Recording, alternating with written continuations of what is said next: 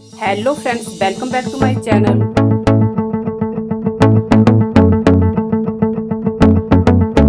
आज मैं आपको दवाई के खाली डब्बे और दूध के खाली पैकेट का इतना बढ़िया इस्तेमाल बताऊंगी जो आज तक पहले आपने कभी भी नहीं देखा होगा। तो इसके लिए सबसे पहले आपने क्या करना है कि इसके पेपर को निकाल लेना है।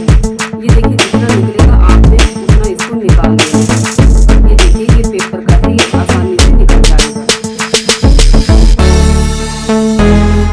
अब आपने वीडियो को ध्यान से देखना है, ढक्कन को लेना है और नीचे वाली साइड में चिपका देना है।